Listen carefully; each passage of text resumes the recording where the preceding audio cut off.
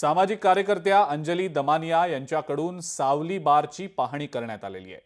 योगेश कदम यांच्या सावली बारची ही पाहणी त्यांनी केलेली आहे। गृहराज्यमंत्र्यांच्या आईच्या नावावरच या बारचा परवाना आहे। रामदास कदम यांच्या पत्नीच्या नावावर या बारचा परवाना असून डान्स बार चालवणारे गृहराज्यमंत्री राज्याला नको असं म्हणत अंजली दमानियांकडून योगेश कदम यांच्या राजीनाम्याची आता मागणी करण्यात आलेली आहे।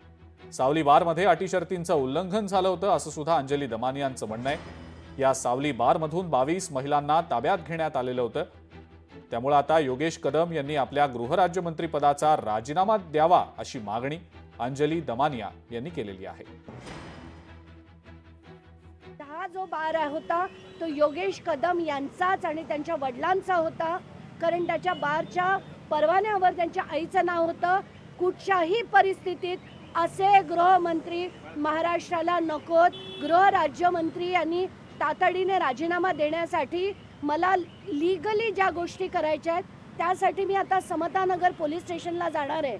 तिथून ओरिजिनल FIR ची कॉपी, परवान्याची कॉपी मला जर त्यांनी दाखवलं तर तो जो व्हिडिओ आहे हा आता आपण बघतो इथे बोर्ड हा झाकलेला आहे, तर हे झाकण्याआधीचे तिथे बोर्ड काय होते या सगळ्या गोष्टींचे पिक्चर्स जर त्यांनी दिले तर ते मी घेणार आहे। कारण मला जर कायदेशीर कारवाई करायची असेल तर त्यासाठी मला या सगळ्या गोष्टी लागणार आहेत। आत्ताच्या घटकेला असे गृहराज्यमंत्री आम्हाला नकोत ही स्पष्ट भूमिका माझी आहे। तर ऑर्केस्ट्रा जर असेल तर त्याच्या काही नियम असतात, त्याच्यात जे स्टेजवर असतात त्या स्टेजवरनं ते लोक खाली येऊ शकत नाहीत। दुसरा मुद्दा, त्याच्यात कुठल्याही प्रकारचं नृत्य करता येत नाही।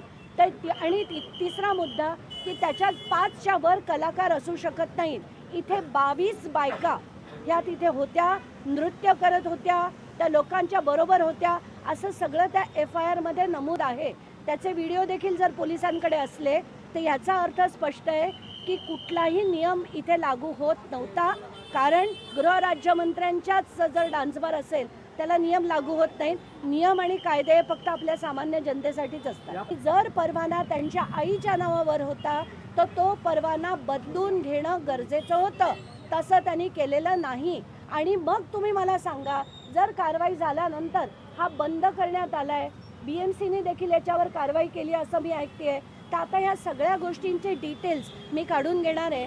आणि जर त्यांनी काही चुकीचं केलं नव्हतं तर मग आज ही बंद करण्याची पाळी का आली, हा बोर्ड झाकण्याची पाळी का आली त्यांना, तर याच्यावरनं सगळ्या म्हणजे जर पोलिसांकडे आता ते व्हिडिओ असतील तर मला वाटतं की अशा सगळ्या गोष्टी बोलणं हे दादांत खोटं आहे, याच्यात काहीच दुसरी शंका नाही। देवेंद्रजी फडणवीस साहेबांनी सगळं ऐकून घेतलेलं आहे। ते मुख्यमंत्री देखील आहेत, गृहमंत्री देखील आहेत। ते या संदर्भामध्ये योग्य ते कारवाई करतील आणि योग्य तो संदेश संबंधितांना देतील। मुख्यमंत्री हे महाराष्ट्र राज्याच्या प्रत्येक नागरिकांचे आहेत, तसे आमदारांचे देखील आहेत। अनिल परब साहेबांचं जे काय म्हणणं असेल ते मुख्यमंत्र्यांना ते भेटणार असेल तर मुख्यमंत्र्यांकडे देतील आणि मुख्यमंत्री त्याच्यावर तपास करतील आणि योग्य ती भूमिका घेतील। ज्या प्रकरणामध्ये चौकशी मागितलेली आहे आणि त्याची चौकशी सुरू आहे आणि विशेषतः गाळाचा विषय माझ्या जिल्ह्यातला आहे, मग चौकशी चालू असताना पालकमंत्री म्हणून माझ्यासारख्या कार्यकर्त्यांना बोलणं योग्य नाही। लोकशाही मराठी ऐका, पहा, जागरूक रहा।